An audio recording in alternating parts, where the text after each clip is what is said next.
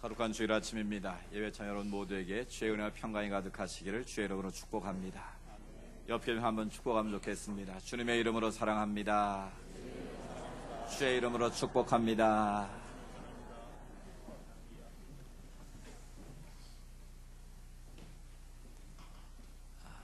한 어르신이 돌아가시면서 유언으로 사람 인자 6글자를 써놓고 죽었답니다. 그래서 도대체 사람 인자 6이 뭘 의미할까 궁금했는데 나중에 다른 사람이 그것을 해석을 했습니다. 처음에 사람 인자 3개는 무엇인가 하면 사람이 사람이라고 다 사람인가, 나머지 사람 인자 3개는 사람이 사람다워야 사람이지, 사람이 사람이라고 다 사람이 될 수 없다는 것이죠. 사람이 사람다워야 사람일 수 있다는 겁니다. 그러면 사람을 사람답게 만드는 것이 무엇일까요? 바로 교육입니다. 가르치는 것입니다. 아무리 인간이 만물의 영장이라고 하지만 인간이 배움 없이 밀림이나 정글 속에 짐승들과 같이 살면 인간이 짐승 소리를 내고 짐승의 IQ로 떨어져서 짐승과 똑같아진다라는 거예요. 결국 사람이 사람으로 태어나서 사람 되는 것이 아니고 교육을 통해서, 바른 가르침을 통해서만 사람이 사람다워질 수 있다라는 것이죠. 그런 점에서 교육이 얼마나 중요한 것인가를 깨닫습니다. AD 70년경 역사적으로 있었던 일입니다. 로마의 티투스란 장군이 예루살렘을 침공하기 위해서 성을 포위했습니다. 그 안에 있는 예루살렘의 지도자들이 회의를 열었습니다. 우리가 끝까지 결사항전을 할 것인지 아니면 항복을 할 것인지. 근데 그 중에 요나단 벤자이크라는 사람은 우리가 어차피 로마를 대항해서 이길 수 없으니 차라리 항복하자. 그런데 강경파들의 주장이 더 힘이 실려서 결사항전으로 결론이 났습니다. 그날 밤 요나단 벤자이크가 성을 넘어서 몰래 티투스 장군에게 달려갔습니다. 그러면서 내가 당신들에게 항복을 할 터이니 3가지만 지켜달라. 3가지 약속을 지켜주면 우리가 순수하게 성문을 열어줄 것이고, 그렇지 않으면 우리는 끝까지 결사항전을 할 것이다.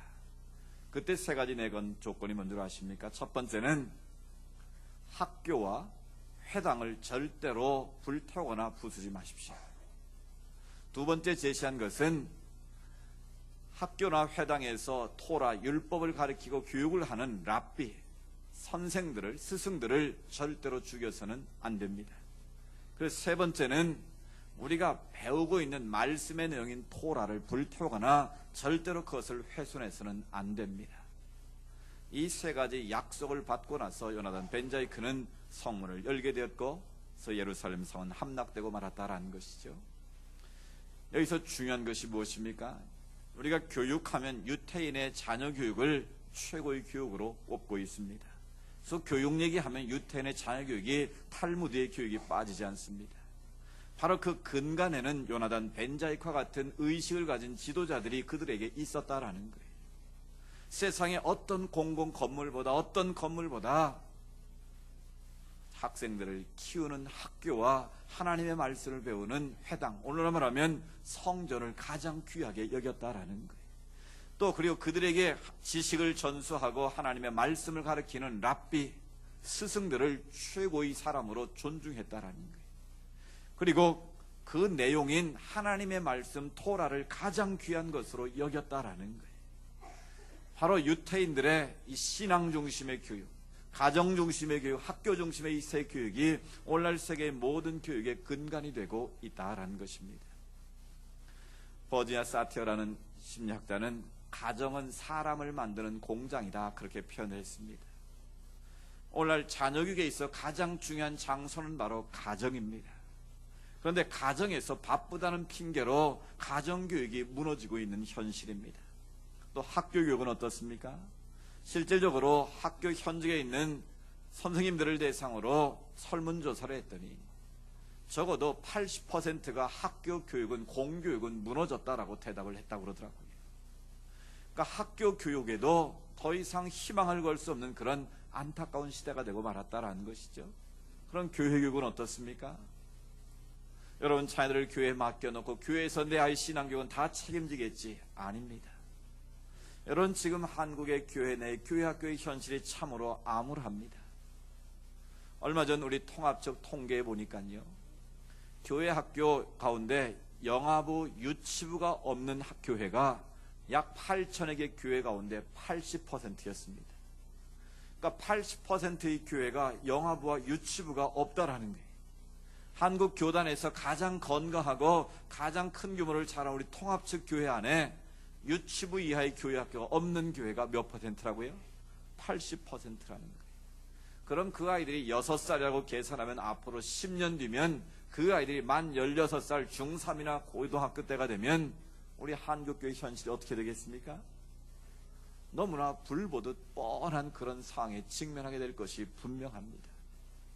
따라서 무너지고 있는 가정교육, 학교교육, 교회교육을 우리가 바르게 세우지 못하면 이 민족도 희망이 없고 교회도 희망이 없는 암울한 시대에 우리가 빠질 수 있다라는 거예요. 그래서 우리가 다시 한번 이 스승의 주를 맞이해서, 청년주의를 맞이해서 우리가 스승으로서의 자세를 다시 한번 가다듬고, 또 우리가 배우는 자로서 어떤 태도를 가지고 배워야 될 것인가, 스승과 제자 사이의 관계를 한번 생각해 보려고 합니다. 한 스승의 역할이 얼마나 중요한 것인가, 다음 예화를 통해서 우리가 알 수 있습니다. 한때 우리 이 나라를 떠들썩하게 했던 지존파의 대부 김기환 씨가 있었습니다. 이 사람은 집이 정말 가난했습니다.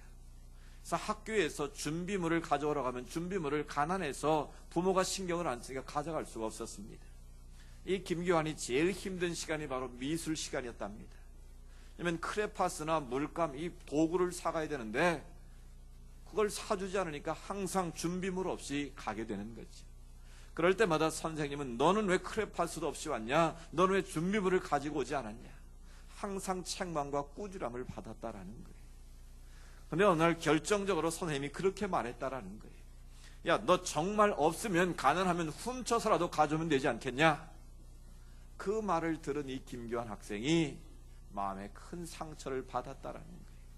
그래서 그 다음부터 이 김교환은 자기가 무언가 필요하면 남의 물건을 훔쳐서라도 그것을 채우기, 욕구를 채우기 시작했다라는 거예요. 그로부터 17년이 지난 후에 김교환 씨는 지존파의 대부가 되고 살인, 강도 혐의로 사형 선고를 받게 됐습니다. 그가 사형 집행 최후 진술에서 이런 한마디를 남겼다고 합니다. 초등학교 선생님의 말 한마디가 제 인생을 바꿔놓았습니다. 없으면 훔쳐서라도 가져와야지.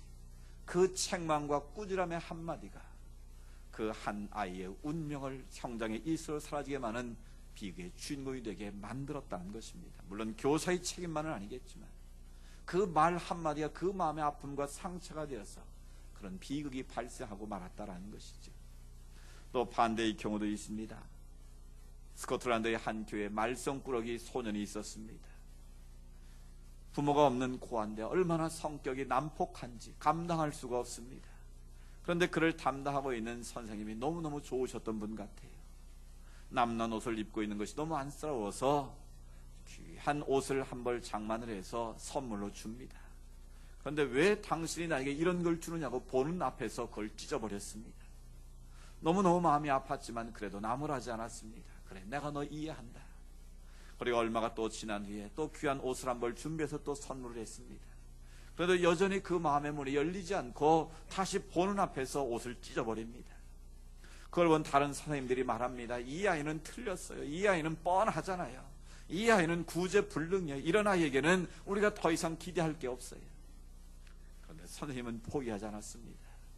그 소년을 붙들고 말합니다. 네가 옷은 찢어도 나는 그거 다 이해할 수 있다. 그렇지만 네가 교회 안 나오겠다는 말만 하지 말아라. 끝까지 받아주고 용서하고 그를 이해해 주었습니다. 그 선생님의 사랑에 감동을 받은 소년이 드디어 마음의 문이 열렸습니다. 예수 그리스도가 나를 위해 죽으셨다는 것을 깨닫게 됐습니다. 그래서 나도 예수 믿고 구원받으면 새 사람 돼서 하나님 앞에 정말 아름답게 쓰임받는 일꾼이 될 수 있다는 그런 믿음을 갖게 됐습니다. 그래서 그 소년이 나중에 자라서 누가 된 줄 아십니까? 중국 선교의 대부로 알려진 모리슨이라는 선교사입니다. 그는 중국을 위해서 헌신했고요.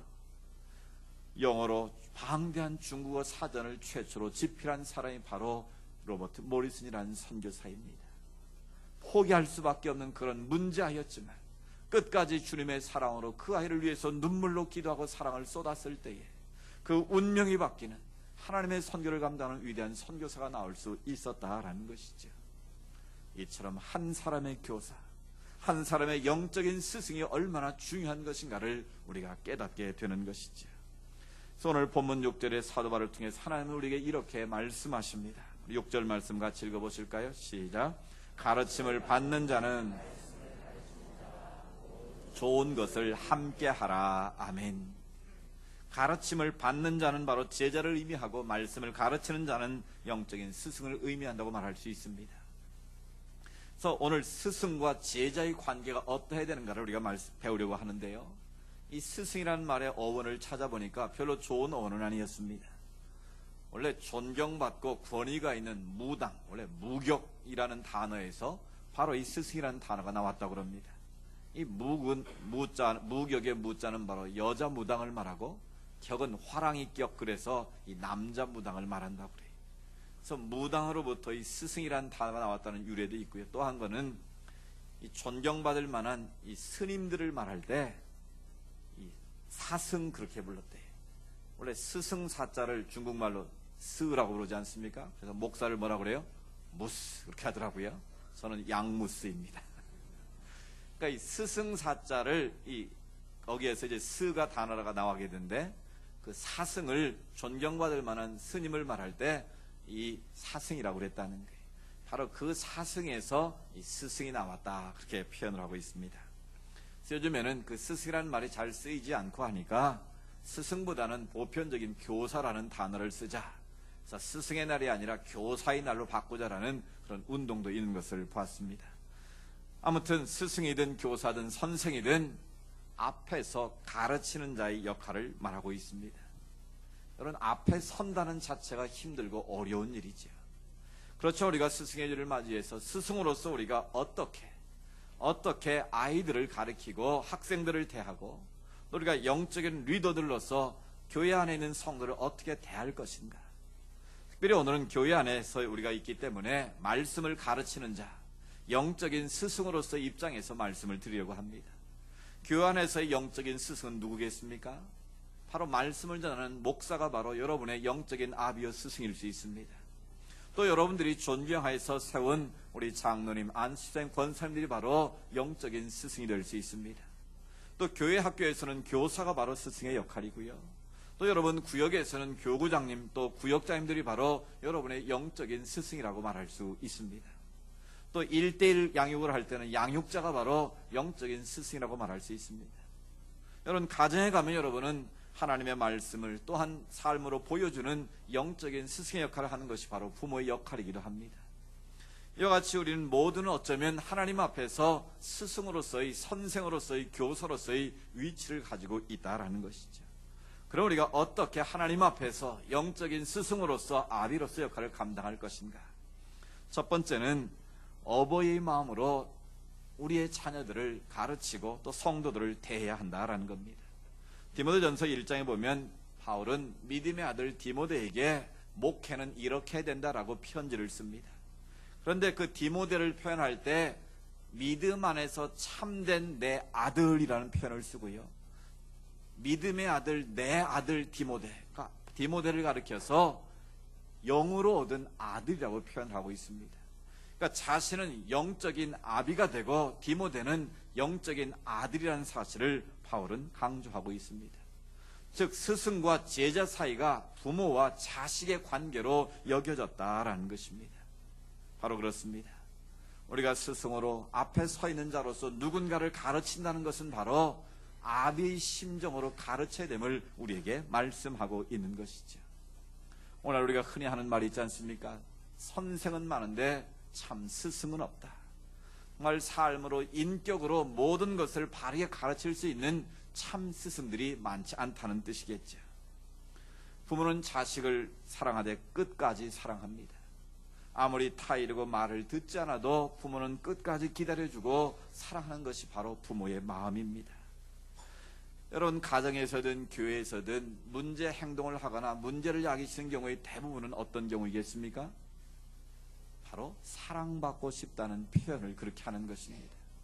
가정에서 자녀들이 문제 행동을 하는 것, 부모로부터 사랑받고 싶다는 것이에요. 공동체 안에서도 마찬가지입니다. 결국은 내가 사랑에 굶주려 있으니까 나를 사랑해달라는 그런 표현이 아니겠습니까? 그렇다면 우리가 스승된 자로서 그들의 아픔이 뭔지, 왜 그들이 사랑에 목말라 있는지 그것을 알고 그것을 채워주게 되면 변화되어지고 성숙한 그리스도의 제자로 거듭나게 될 줄로 믿습니다. 결국 우리가 아무리 좋은 지식을 전하고 아무리 좋은 환경을 제공한다 할지라도 사랑이 없는 교육은 헛수고일 수 있다는 거예요. 영적 아비의 심정을 가지고 우리가 그들을 대하지 않으면 진정한 교육과 진정한 변화는 일어나기 어렵다라는 것이죠. 그래서 사도 바울은 고린도전서 4장 15절에 이렇게 권면합니다. 같이 읽어보실까요? 그리스도 안에서 일만 스승이 있으되 그리스도 예수 안에서 내가 복음으로써 너희를 낳았음이라. 아멘. 그리스도 안에 많은 스승이 있다는 거죠. 그런데 참 아버지는 많지 않다라는 거예요. 그러니까 아버지의 마음으로 그들을 양육하고 그들을 키워낼 수 있는 진짜 영적인 리더십들이 부족하다라는 것입니다. 그러면서 자기는 그리스도 예수 안에서 내가 복음으로 너희를 낳았다. 바로 해산의 수고를 통해서 내가 너희를 양육했다라고 고백하고 있는 것이죠. 그렇습니다. 어머니가 아이를 잉태한 순간부터 그 아이를 위해서 모든 것을 희생하고 고생을 다 감내하는 것처럼 바로 한 생명을 그리스도의 제자로 삼기 위해서 바울은 해산의 수고를 했다라는 거예요. 복음으로, 즉 십자가의 사랑으로 그들을 세우기 위해서 최선을 다했다라는 것입니다. 행복한 동화에 보면 물 한 컵의 용서라는 글이 나옵니다. 철없고 어린 배고픈 시절 학교 급식 창고가 있었습니다. 그러니까 배고픈 아이들이 학교 급식 창고를 털어서 그 안에 있는 빵과 우유가루를 훔쳐 먹으려고 모의를 했습니다. 그래서 해가 질 무렵 몰래 창고에 들어가서 빵을 실컷 먹고 우유가루를 머리를 박고 열심히 먹고 있었습니다. 근데 그 마른 가루를 급히 먹다 보니까 갑자기 이게 목에 걸려가지고 콜록거리면서 재치를 하기 시작했습니다. 내 마침 지나가는 선생님이 그 콜록거리는 소리를 듣게 된 거지요. 창고의 문이 열렸습니다. 얼굴이 사색이 된 아이들이 무릎을 꿇었습니다. 이제 우리 죽었다. 그래서 교무실로 이제 끌려갑니다. 과연 어떤 벌을 받을 것인지 두렵고 떨림으로 무릎 꿇고 있는데 선생님이 그렇게 말합니다. 야 이놈들아, 너희들 아무들 배가 고파도 물도 없이 그 마른 우유가루를 먹으면 어떻게 되겠니? 그다음 목에 걸려서 큰일 나려고 컵에 물을 따라서 한 컵 한 컵씩 나눠주는 겁니다. 그때 아이들의 마음이 갑자기 뭉클해졌습니다. 혼날 줄 알았는데 오히려 자기들이 목에 걸려 사고가 날까봐 걱정해주면서 물 한 컵을 떠주시는 그 선생님. 그때 그들이 마음에 결심합니다. 그래, 나도 커서 저 선생님처럼 용서해주고 사랑해주는 선생님이 되어야지. 여러분, 그렇습니다. 사람이 꾸짖는다고 때린다고 다 변한다면 왜 안 때리겠습니까? 물론 책망하기 위해서 매도 필요하겠지만 결국 그 매가 감정풀이가 아닌 사랑의 매가 되고 사랑의 마음으로 갈 때만 그 사람을 변화시키고 그 사람을 성숙시킬 수 있지 않겠습니까? 사랑하는 여러분, 우리 모두가 아비의 심정으로 우리 자녀들을 대하고 우리 교회학교 자녀들을 대하고 우리 성도를 대할 수 있는 영적 리더십들이 다 될 수 있기를 원합니다. 때로는 이해할 수 없어도, 때로는 정말 포기하고 싶고 때로는 낙심되고 싶은 그런 마음이 있을 때도 오늘 말씀처럼 우리가 선을 행하되 낙심하지 말지니 포기하지 아니하면 때가 이름에 거두리라. 우리가 가르치는 대로 잘 성숙하면 얼마나 좋겠습니까? 그러나 그렇게 되지 않습니다. 그때 우리가 낙심하지 말고 포기하지 말라는 거예요. 하나님이 기뻐하시는 선한 일을 계속하면 하나님의 때에 하나님의 방법으로 반드시 거두게 하신다라는 것이죠. 우리가 다시 한번 영적 아비의 마음으로 사랑의 마음을 품고 성도를 가르치고 또 우리 학생들을 가르치는 영적 교사들이 다 될 수 있기를 주의 이름으로 축복합니다. 두 번째로 스승은 말이 아닌 행동으로 본을 보여줘야 한다고 말씀하십니다. 스승이 어려운 것은 바로 말로가 아니라 삶으로 보여주어야 되기 때문에 어려운 것 아니겠습니까? 우리의 최고의 스승은 바로 예수 그리스도이십니다. 예수님께서는 삶으로 하나님 나라의 모습을 우리에게 직접 보여주십니다. 그리고 나는 마음이 온유하고 겸손하니 나의 멍에를 메고 내게 와서 배우라고 주님은 우리를 부르셨습니다. 우리 주님은 마음이 온유하고 겸손하신 분입니다. 우리가 예수를 믿는다는 것은 그 온유와 겸손을 배우는 것 아니겠습니까? 그런데 주님께서는 그것을 말씀만 하신 것이 아니라 삶으로 온유가 무엇인지를 십자가를 통해서 보여주십니다. 그리고 겸손함이 무엇인가를 삶으로 끝까지 보여주셨다는 것이죠.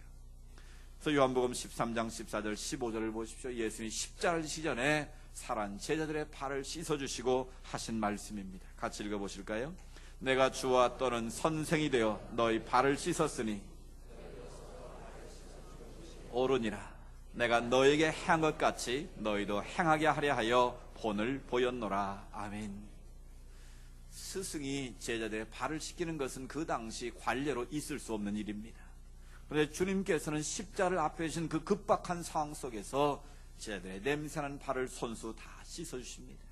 그리고 하시는 말씀이 내가 주와 선생이 되어 너희 발을 씻겼다. 그렇게 한 이유는 너희도 서로 발을 씻어주는 것이 옳다라는 것을 보여준 것이라고 강조하십니다. 그래서 내가 너희에게 행한 것처럼 너희도 행하게 하려고 본을 보여준 것이다.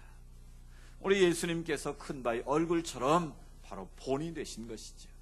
원래 이 본이 되었다라는 말은 휘포그람모스라는 헬라어인데 이 말의 원래 의미는 우리 어렸을 때 글씨본이 있었지 않습니까?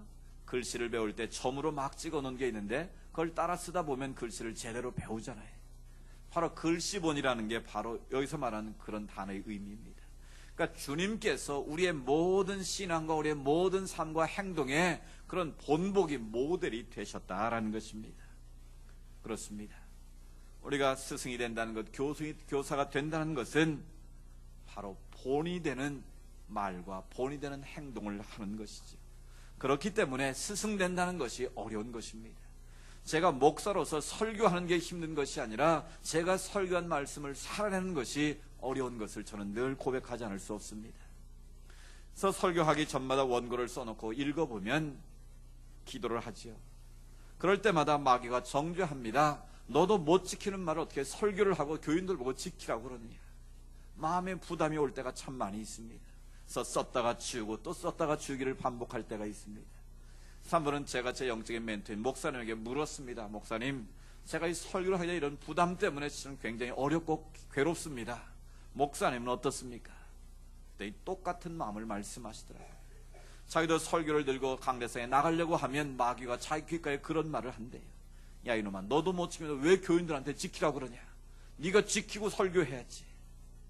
그래서 자기도 정말 설교단에 서고 싶지 않을 때가 많다라는 거예요. 근데 그럼 그걸 어떻게 이기셨습니까?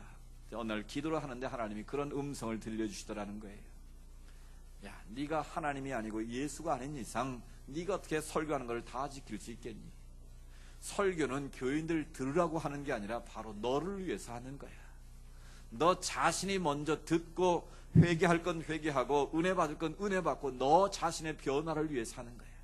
그러면 그 말을 똑같이 들으면 성령님께서 교인들의 마음에 감화 감동을 주셔서 같이 회개하고 같이 변화되고 같이 새로워지는 거예요. 그래서 설교를 교인들에게 하는 것이 아니라 바로 너에게 하는 거라는 그 말씀에 위로를 받았다라는 거예요. 저도 마찬가지입니다. 제가 다 지켰기 때문에 여러분의 설교를 하는 설교자로 이 강단에 서 있는 것이 아니라 저도 부족하고 연약하지만 저에게 들으라고 하는 말씀이고 또 그 말씀을 함께 듣는 여러분들이 성령의 감화 감동을 따라서 내게 주시는 말씀으로 듣게 될 때 그 말씀이 뢰마의 말씀이 우리 삶을 변화시키는 능력의 말씀이 되는 줄로 믿습니다. 그러므로 우리는 항상 영적인 스승으로서 본이 되는 삶을 살기 위해서 노력해야 한다라는 것이죠. 이런 근본 세월호 사건을 보시오. 얼마나 애석하고 안타까운 일입니까? 이건 누구를 탓하기에 앞서 먼저 스승된 자들, 먼저 앞서간 자들이 책임을 다하지 못한 그런 것 아니겠습니까?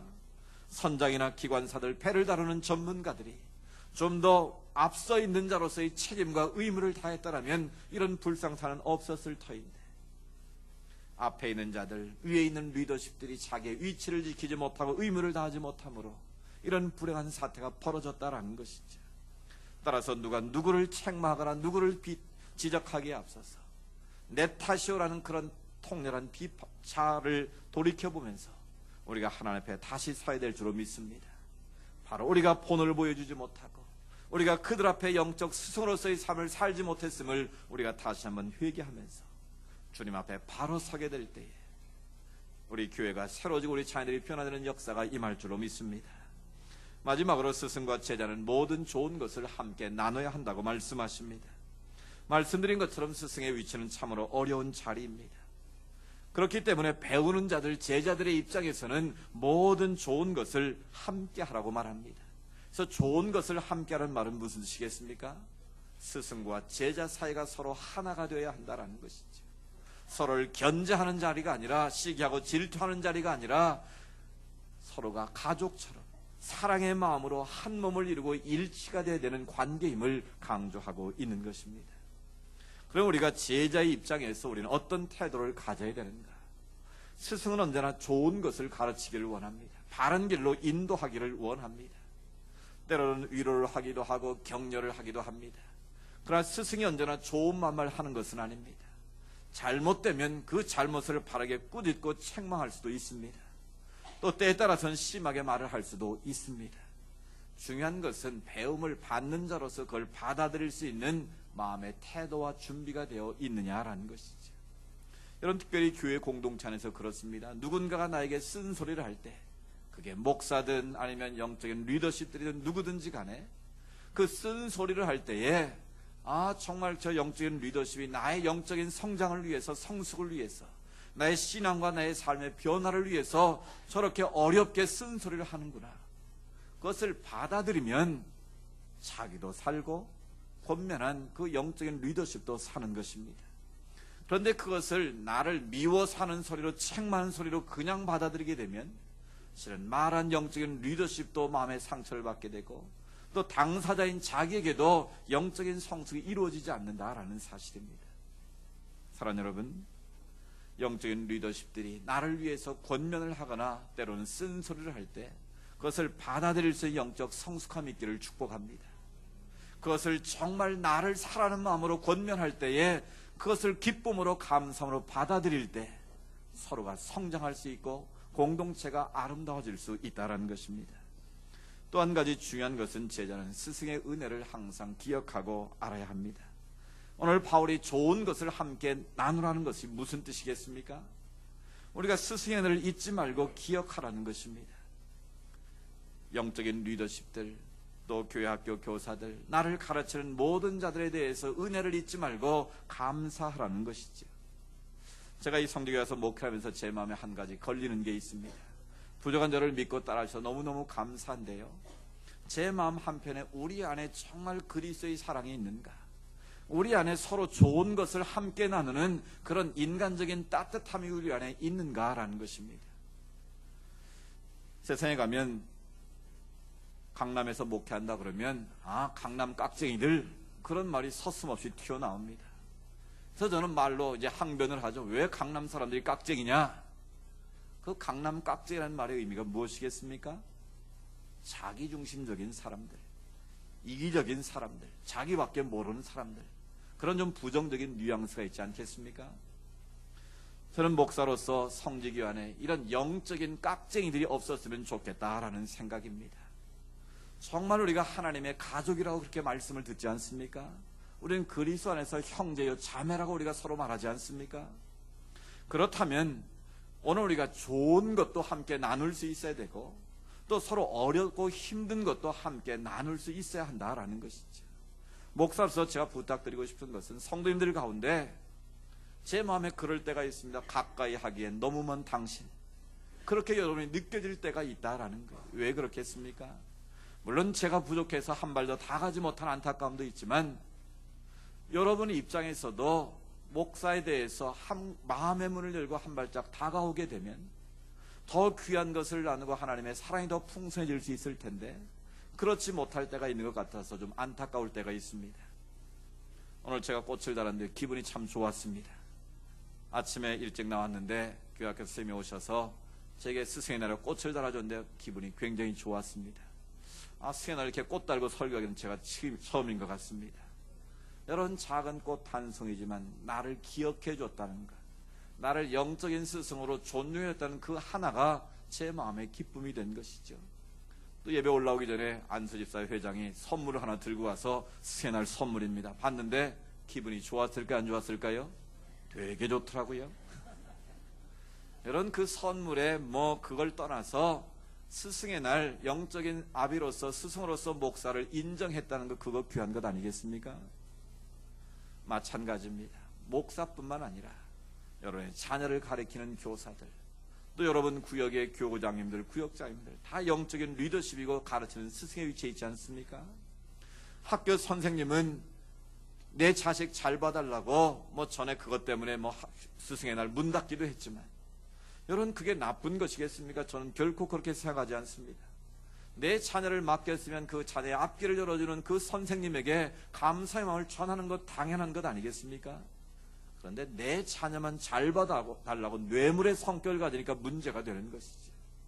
그렇지만 정말 감사, 존경의 마음을 담아서 스승의 날이든 학기 말이든 잘 키워서 감사하다고 사랑을 표현하는 게 나쁜 일이겠습니까? 교회 공동체에도 마찬가지로 생각합니다. 여러분 자녀를 맡겼으면 내 자녀의 선생님이 누군지, 부장 선생님이 누군지, 그 교역자는 누군지 정도는 파악하고 기도해야 되지 않겠습니까? 또 스승의 날이나 이런 스승의 주일 되면 그래도 문자라도 한번 날려주고, 또 양말 한 켤레라도 주면서 참 내 아이 잘 영적으로 치료해서 감사합니다. 그 표현할 수 있다면 그게 감사한 것이고, 그게 영적인 사랑이고 훈훈함이 아니겠습니까? 조금 우리의 마음을 좀 넓히고 서로가 사랑의 마음을 표현할 줄도 알고 그것을 나눌 줄도 아는 그런 관계가 되었으면 좋겠습니다. 그래서 우리 교회가 적어도 깍쟁이 같은 그런 교회가 아니라 서로의 마음의 문을 열고 서로가 기쁨으로 다가갈 수 있는 그런 관계가 될 수 있다면 우리 교회는 더 하나님이 기뻐하시는 교회가 되리라고 믿습니다. 그래서 오늘 다 선물 가지고 오라는 말은 결코 아닙니다. 저는 이미 많은 선물을 받았습니다.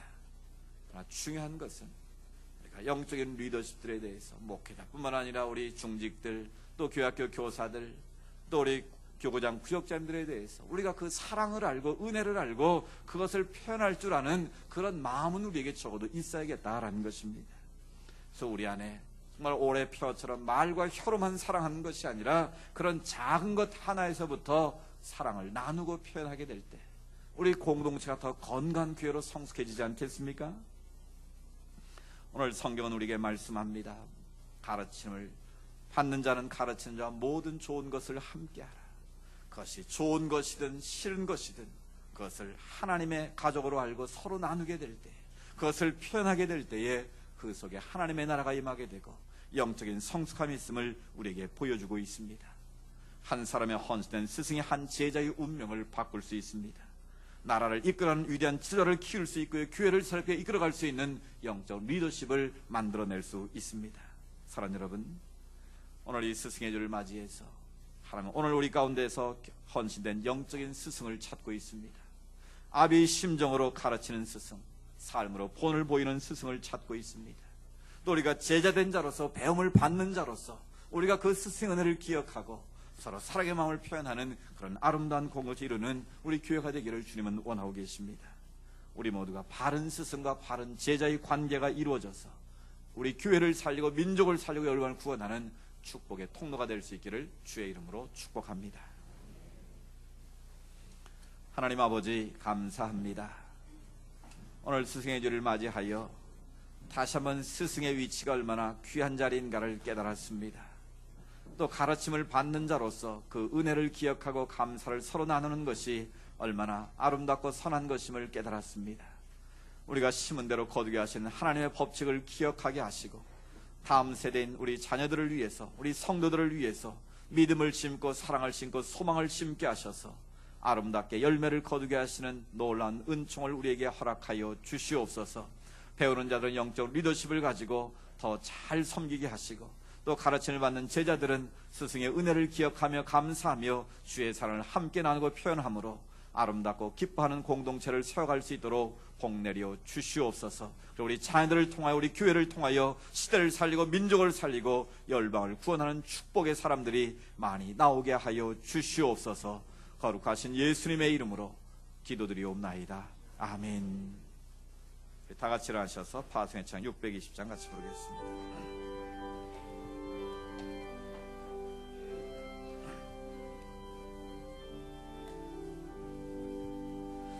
여기에 모인 우리 주의 은총 받은 자여라. 주께서 이 자리에 함께 계심을 아노라.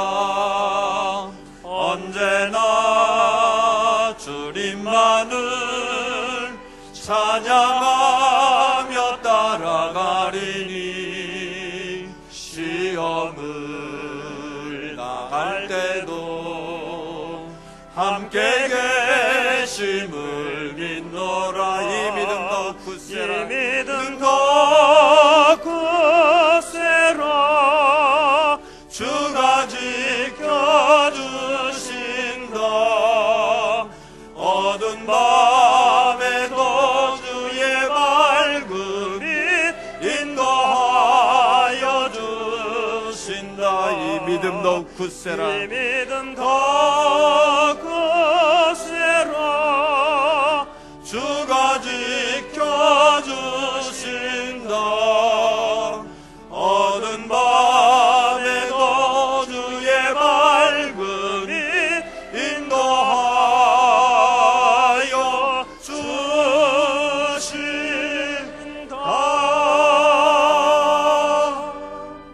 아멘.